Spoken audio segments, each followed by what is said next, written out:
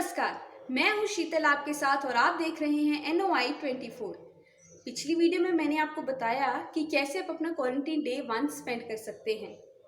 अब उम्मीद है कि आपका पहला दिन अच्छा गुजरा होगा। इस वीडियो में मैं आपको बताऊंगी कि कैसे आप अपना क्वारंटीन डे 2 स्पेंड कर सकते हैं। अब एक ही चीज़ आप बार बार करेंगे तो बोर हो जाएंगे। मैं आपको ऐसी चीज़ें बताती हूँ जो आप करते हुए बोर भी नहीं होंगे और आपका मन भी लगा रहेगा। तो चलिए शुरू करते हैं कि कैसे आप अपना क्वारंटीन डे 2 स्पेंड कर सकते हैं। अब जो ज़रूरी चीज़ें हैं वो तो वैसे ही चलेंगी, जैसे कि सुबह आराम से उठना, अपनी नींद पूरी करना। उसके बाद एक्सरसाइज की बारी आती है। पिछली वीडियो में मैंने आपको बताया कि आप कौन कौन सी एक्सरसाइजेस कर सकते हैं। बहुत सारे मैंने आपको आसन बताए, जैसे वृक्ष आसन, ताड़ आसन, भुजंग आसन, पश्चिमोत्तान आसन और भी कई सारे आसन मैंने आपको बताए जो आप कर सकते हैं। अब आसन के अलावा और क्या कर सकते हैं कि आप स्ट्रेचिंग कर सकते हैं, आप वेट लिफ्टिंग कर सकते हैं। अगर आपके पास डंबल्स हैं तो आप वेट लिफ्टिंग कर सकते हैं। अगर आपके पास डंबल्स नहीं हैं तो आप कोई भारी सामान उठाकर भी वेट लिफ्टिंग कर सकते हैं। अगर आपकी बॉडी आपको अलाउ नहीं करती है ये सब एक्सरसाइजेस करने के लिए तो आप मेडिटेशन कर सकते हैं। मेडिटेशन करने से आपका माइंड अच्छा रहेगा। आपका माइंड अच्छा रहेगा तो आपका मूड अच्छा रहेगा। मूड अच्छा रहेगा तो आपका दिन अच्छा रहेगा। तो मेडिटेशन करना बहुत ज़रूरी है। तो आप मेडिटेशन ज़रूर कीजिए। एक्सरसाइजेस मेडिटेशन करने के बाद आप नहा लीजिए। नहाने के बाद बारी आती है ब्रेकफास्ट की। ब्रेकफास्ट में आप क्या क्या ले सकते हैं मैं आपको बताती हूँ। अगर बात की जाए फलों की, तो फलों में आप कीवी फल, आप संतरा ले सकते हैं, पपीता ले सकते हैं, आम ले सकते हैं। ऐसे फल लीजिए जिसमें आप विटामिन सी ले सकें, जिससे इम्यूनिटी आपकी बढ़े। अगर बात की जाए सब्जियों की, तो सब्जियों में आप ब्रोकली ले सकते हैं, आप शिमला मिर्च ले सकते हैं, आप हरी सब्जियां ले सकते हैं। ऐसी सब्जियां जिसमें विटामिन सी हो। तो ये थी ब्रेकफास्ट की बात। इसके बाद आपके पास सारा दिन बचता है, तो आप सारे दिन में क्या कर सकते हैं, चलिए जानते हैं। पिछली वीडियो में मैंने आपको बताया कि आप क्या क्या कर सकते हैं, जैसे कि आप वेब सीरीज़ देख सकते हैं, फिल्में देख सकते हैं, किताबें पढ़ सकते हैं, अखबार पढ़ सकते हैं, सीरियल्स देख सकते हैं, पॉडकास्ट सुन सकते हैं। अगर आप ये सब करना चाहते हैं तो आप ये भी कर सकते हैं। इसके अलावा आप क्या कर सकते हैं मैं आपको बताती हूँ। इसके अलावा आप गार्डनिंग भी कर सकते हैं। अगर आपके घर में गार्डन नहीं है तो आप पौधों की सिंचाई भी कर सकते हैं। आप जो लोग क्वारंटीन सेंटर्स में हैं वो लोग क्या करें, वो लोग अपने फ़ोन में पुरानी फ़ोटोज़ भी देख सकते हैं। इससे पुरानी यादें ताज़ा होती हैं और अच्छा महसूस होता है।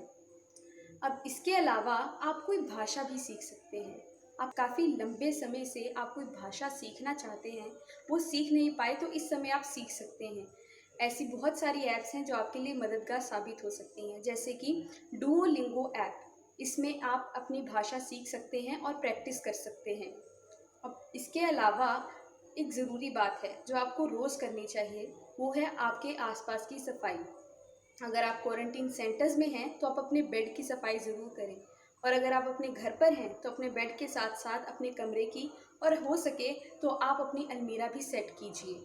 इससे आपको अच्छा महसूस होगा। ये सब करने के बाद आपका काफ़ी लंबा समय निकल जाएगा और दोपहर का समय हो जाएगा। दोपहर के समय की बारी आती है तो लंच तो होता ही है। तो लंच में आपको क्या क्या करना है मैं आपको बताती हूँ। लंच में भी आपको पौष्टिक आहार ही लेने हैं। आप क्या क्या ले सकते हैं, जैसे कि हरी सब्जियाँ, मशरूम, अगर हो सके तो मीट भी लीजिए। मीट में भी काफ़ी प्रोटीन्स होते हैं।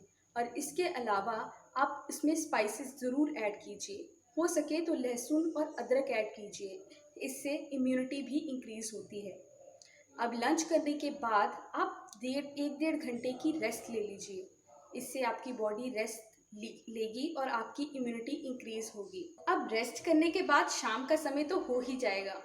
तो शाम के समय उठने के बाद आप कुछ हल्का फुल्का खा सकते हैं, जैसे आप चाय बिस्किट ले सकते हैं। हो सके तो आप ग्रीन टी ले सकते हैं।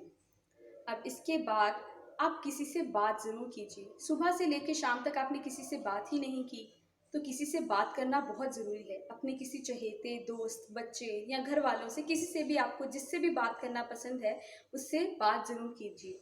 चाहे कॉल के ज़रिए कीजिए या चाहे वीडियो कॉल के ज़रिए कीजिए, पर बात ज़रूर कीजिए।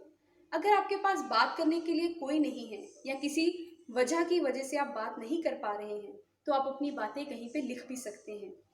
और अपनी फीलिंग्स सोशल मीडिया के माध्यम से लोगों के साथ शेयर ज़रूर कीजिए।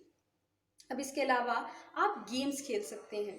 गेम्स में आप सुडोकू खेल सकते हैं, लूडो खेल सकते हैं। ऐसी बहुत सारी गेम्स हैं जो फ़ोन पे उपलब्ध होती हैं जो आप खेल सकते हैं। अब आप अगर कोई इंस्ट्रूमेंट सीखना चाहते हैं, काफ़ी समय से आप सीख नहीं पा रहे, तो आप इंस्ट्रूमेंट भी सीख सकते हैं। ये बहुत अच्छा टाइम है अगर आप कोई चीज़ सीखते हैं इस टाइम पे तो इन सब में तो आपका शाम का समय निकल ही जाएगा। अगर आप टहलना चाहें तो वो भी कर सकते हैं। अब इसके बाद रात का समय आता है। रात के समय में आपको हल्का-फुल्का खाना खाना है। ज़्यादा खाना मत खाइए और पौष्टिक खाना खाइए। खाना खाने के बाद आपको एकदम से सोना नहीं है। आप थोड़ा टहल लें इधर-उधर, थोड़ी बहुत जगह जहाँ पे भी आपको हो सके तो आप टहलें। टहलने के बाद आप वज्रासन कर सकते हैं। वज्रासन करने के बाद आप सो जाइए। ज़्यादा देर तक जागिए नहीं। अच्छी नींद लेना बहुत ज़रूरी है। तो ये था कि क्वारंटीन डे 2 में आप क्या कर सकते हैं। अब कुछ लोगों की प्रॉब्लम ये भी हो सकती है कि अगर वो छोटे घर में रहते हैं और एक कमरे में घुटन महसूस कर सकते हैं। अगर उनको घुटन महसूस होती है तो अपने कमरे से निकल के छत तक जा सकते हैं। छत पर उनको अच्छा महसूस होगा। अगर आसपास कोई उनको मिलता है तो उनसे बात भी कर सकते हैं। इसके अलावा अगर क्वारंटीन सेंटर्स में लोग ऐसे छत पे तो जा नहीं सकते, तो वो लोग अपने आसपास के लोगों से बात कर सकते हैं। इससे आपको अच्छा लगेगा। तो आज के लिए बस इतना ही। मिलते हैं अपनी अगली वीडियो में। धन्यवाद।